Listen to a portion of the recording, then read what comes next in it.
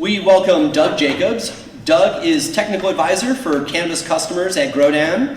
He has been growing cannabis since he was 13 and has been consulting professionally for commercial horticulture since he's been in college. He has depth in both cannabis as well as ornamental and other commercial growing operations. Today he'll be speaking about technology-assisted crop optimization and irrigation. Please put it together for Doug.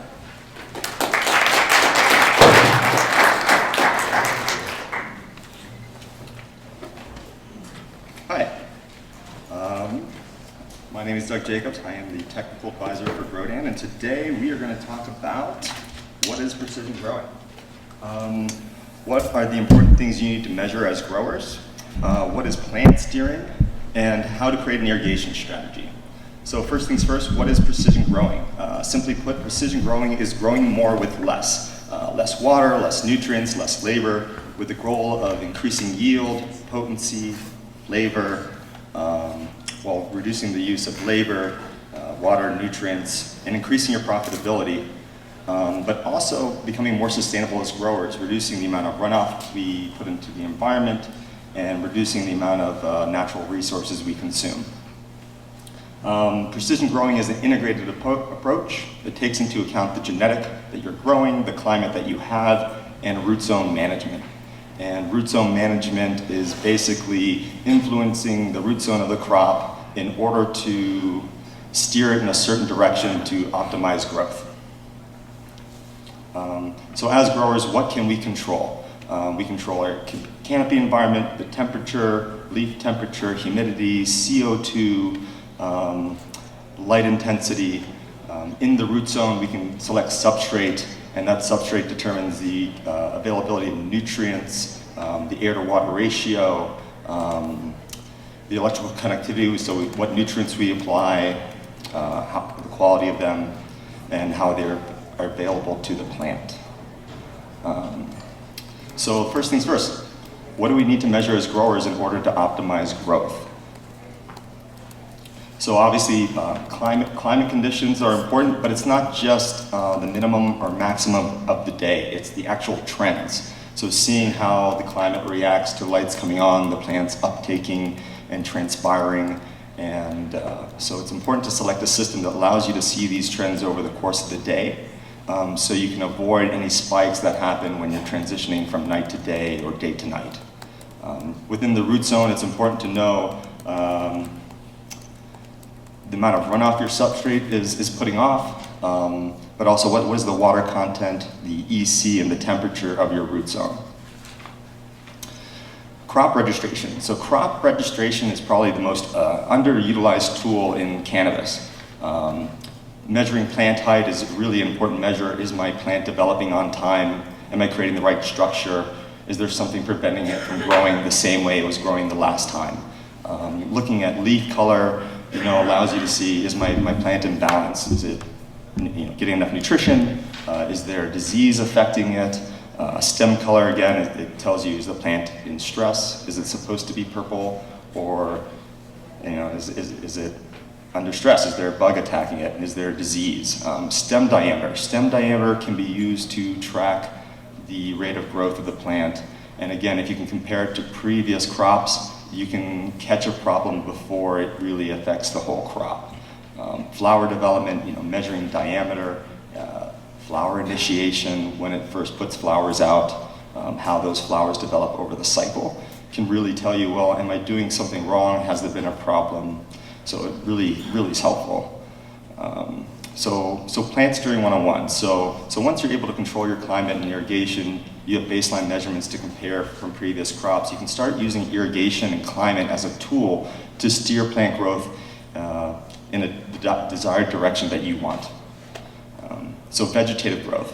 Vegetative growth is focusing on growing leaves and stems. The plants tend to be more vigorous. Vegetative steering can be used at any stage of growth, not just in the early stages, but within the flowering stage, in order to prevent the crop from finishing too fast. And then generative steering. So generative steering is focusing on flowering.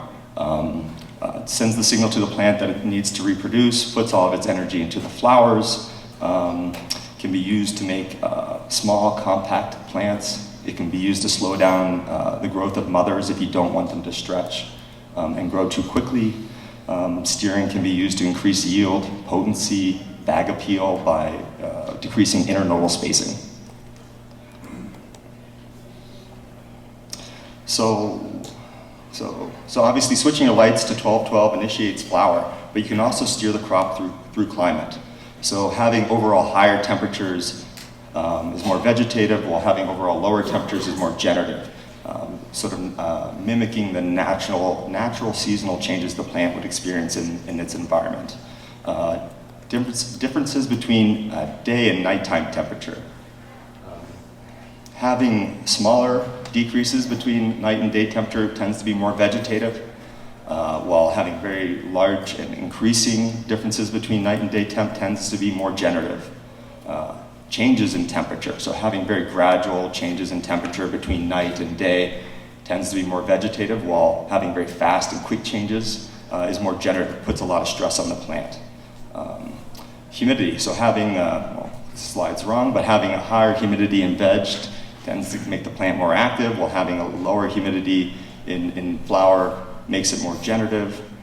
Air exchanges and pipe temperature, this is more for greenhouses, but you tend to have less air exchanges in veg. You're trying to have higher temperatures, you're trying to increase CO2, whereas in generative, you're probably trying to drop humidity, so you might have more air exchanges. Pipe temperature, that's more for greenhouse, so you'd have a higher pipe temperature, more heat to keep the plant more vegetative, and then reducing that to be more generative.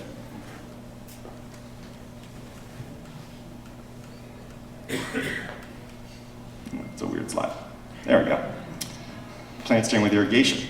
So having increasing or overall higher water content tends to be more vegetative. So this is manipulating the water content within the root zone. Decreasing water content and lower water contents overall is more generative. You're sort of telling the plant, we're taking away resources, put your energy into growing flowers. Gosh, it's dry here. Sure.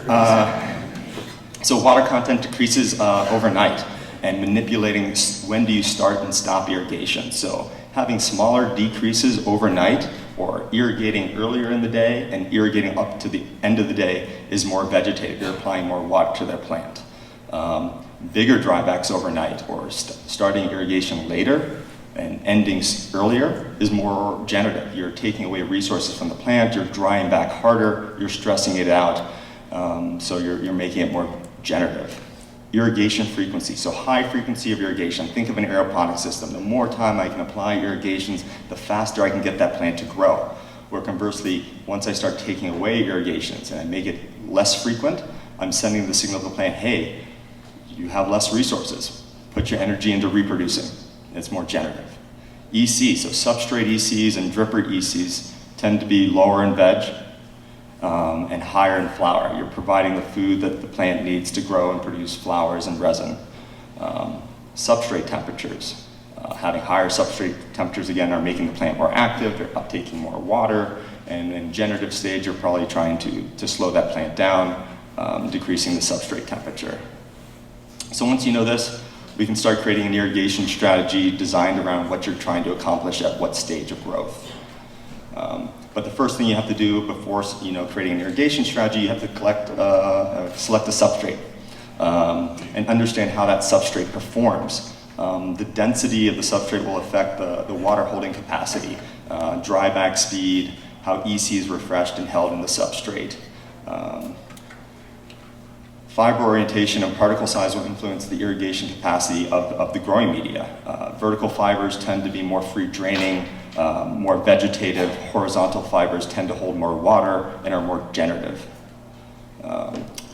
The amount of substrate you have also plays a role in how you irrigate. So having a small tiny volume of substrate requires you to irrigate more often, while having a larger volume of substrate allows you to irrigate less frequently. And so you'll typically see in commercial greenhouses where growers are using a small volume of substrate to veg the plant out, to get it very vegetative, to grow it very fast. Then they stick it on another substrate volume that's much larger, so it allows you to take away irrigations and be more generative. So The initial wet up sets the stage for the whole growth cycle, and it will carry all the way through the entire life of the plant. At scale, wetting limes and watering booms can save a lot of labor and reduce water consumption, and they're actually much more affordable than you think. But even just watering lawn with a coarse spray is just as effective and is more likely to be used. But all methods require that you make 3 slow passes to fully wet up that substrate.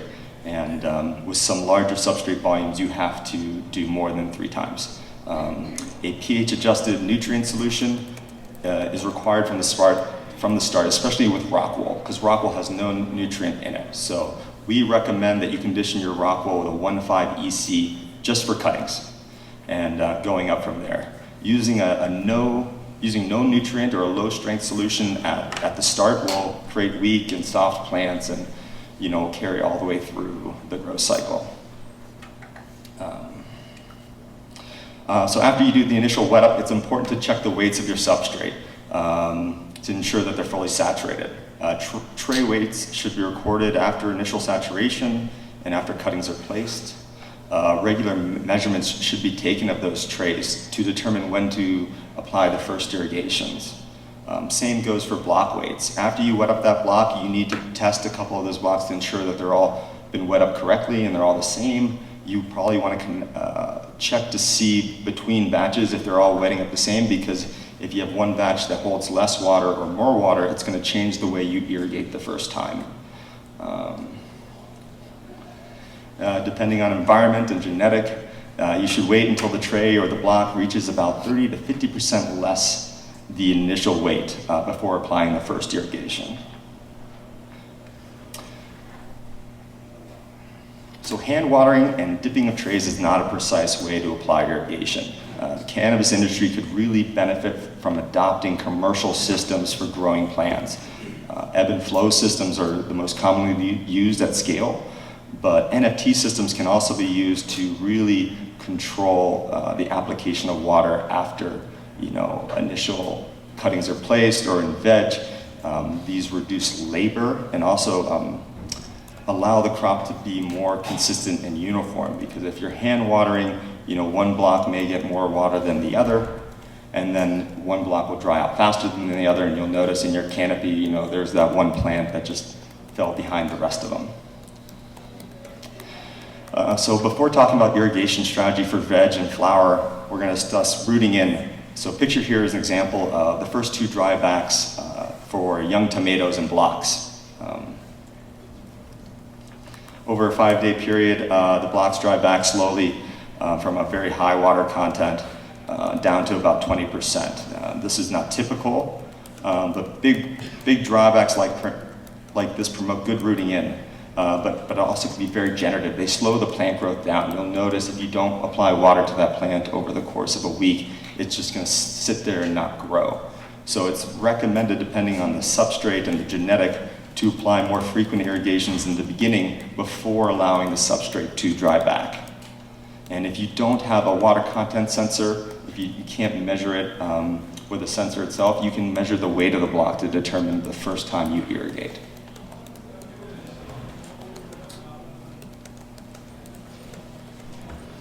So, this graph here is the ideal irrigation chart. Don't focus on the frequency. It doesn't matter, it changes depending on your substrate. So ideal irrigation is broken up into 3 phases.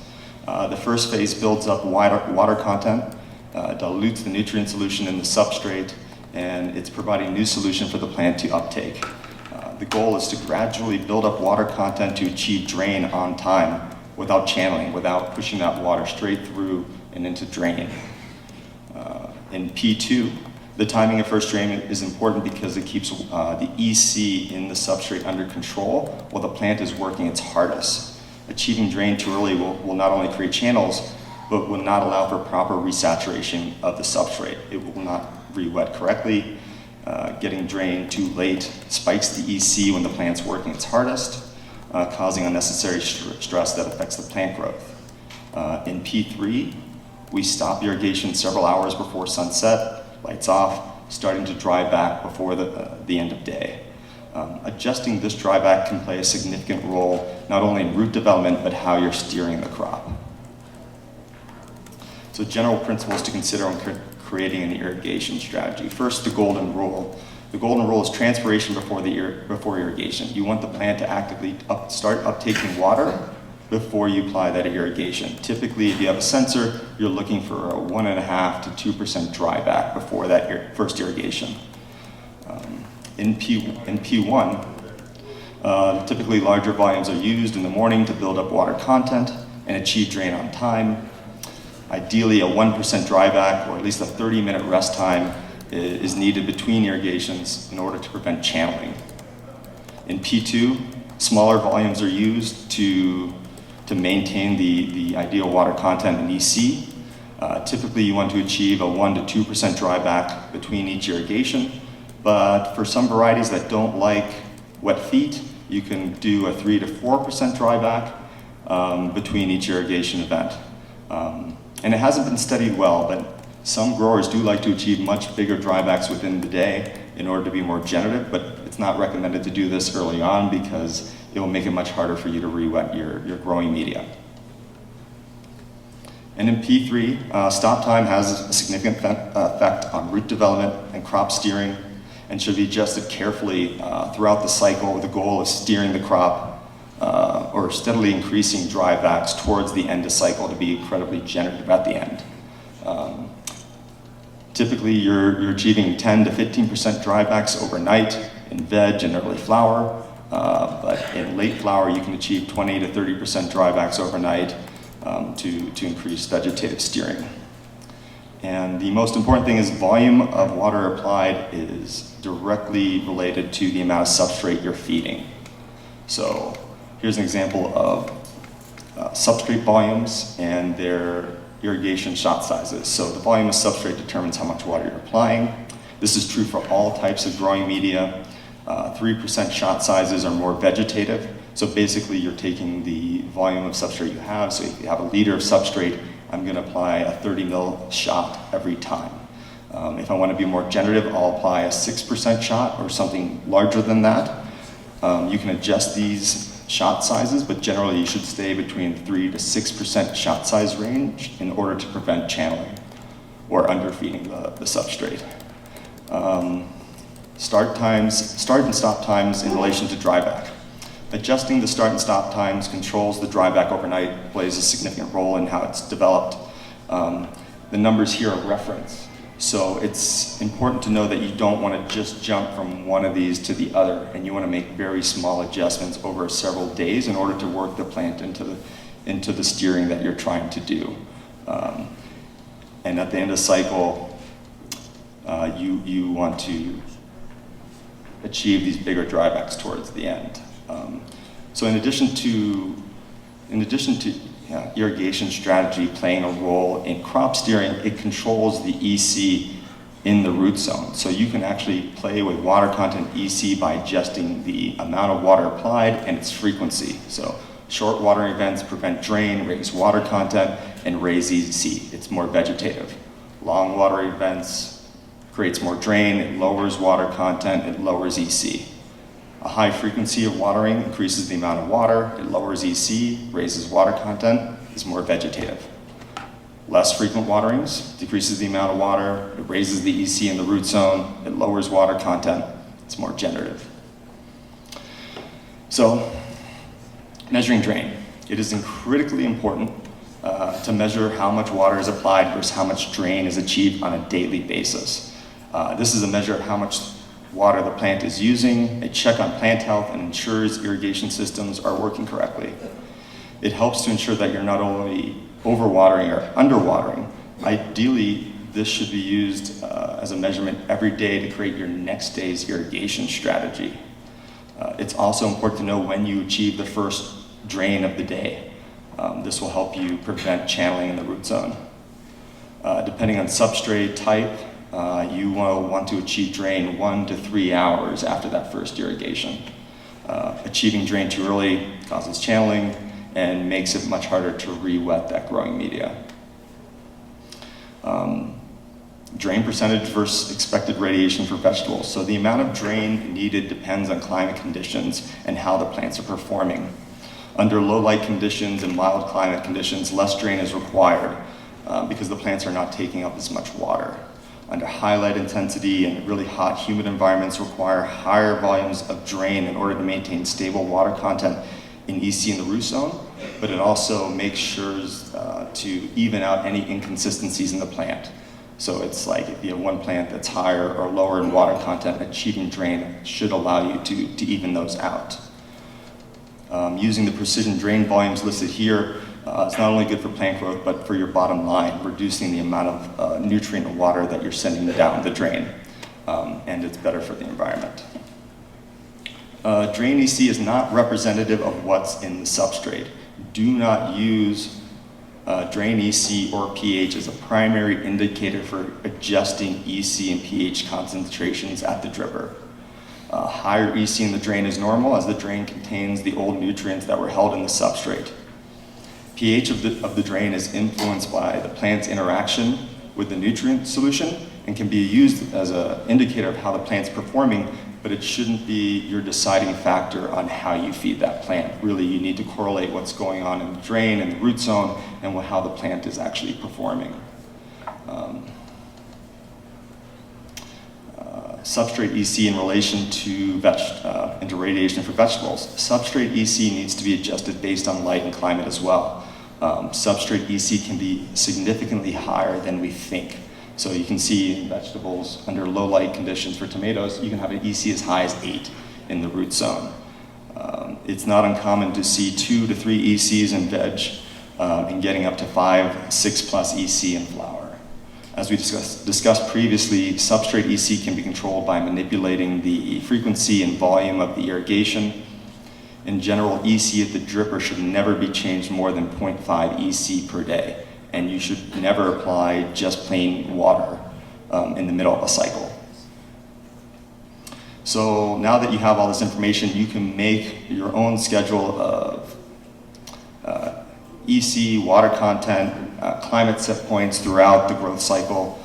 Having these clear set points can be used with crop registration and historical data to ensure that the crop is developing consistently, can help your staff catch problems before they spread, and the historical data can allow you to have a baseline. So when you start conducting tests with different substrates, with different nutrients, with different growing techniques, you can compare how they affect that crop or that genetic.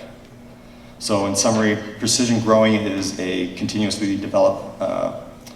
is important for continuously developing high quality plants, yield, and cost management. Plants can be steered by climate, irrigation, and labor. Plants' response to irrigation strategies are the same regardless of substrate. And the more relevant information you have as a grower, the more data you have that you can use to compare to, the better off you're going to be. And that's my presentation. Right on. Thank you, guys. Let me see some hands for questions here.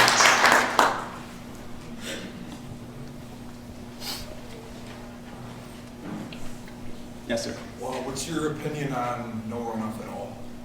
I mean, it depends on what growing media you use. I mean, some substrates require you have runoff, but that's something that GrowDan is focusing on is zero discharge agriculture. So it's possible, and you just have to pick the right substrate that allows you to do it. Okay, I had kind of a similar question. Yeah. What if you're using like a this seems like rock wool type of an environment. What if you're using like a super soil and you're using compost teas and doing completely organic? Do you need to measure that EC content coming out, and do I need to water it to the point where it's actually draining every day if it's completely organic? You don't need to achieve drain every day. I mean, the problem with using organic nutrient solutions in a drip irrigation system is that you can't use pressure compensation because, well, that's not true. It's very hard to use pressure compensated systems because you have to flush the lines almost every time between each irrigation. So assuming you don't have that problem, you can use organics. It does work for soil the same way as it would work for rock wool. The difference being is you will have to achieve probably more drain at certain stages than you would with other substrates. More questions?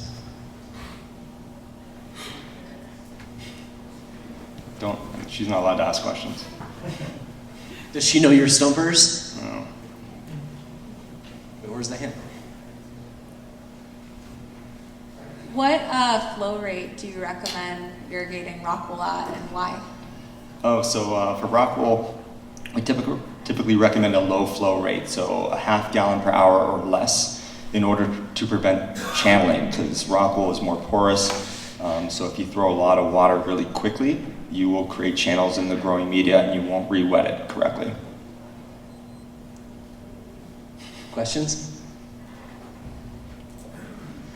Oh, you know you're just a little bit embarrassed. You can do it. No? Right, there we go. Thank you.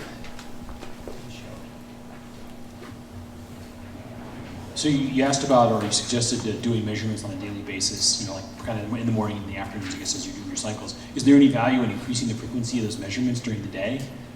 Yeah, so I mean, it's the one would be like, when do you achieve drain, and how much of drain maybe you've achieved at a certain point of the day, but it's hard enough to get somebody to measure their drain and the amount of water applied on a daily basis. So I'd usually start there, but I think another point would be, when do you achieve that drain? So that's the tipping point you're looking for? Yeah. Okay, thank you. We've got time for one more question if you've got it. All right, that looks like it. Thank you very much, Doug. Thank you.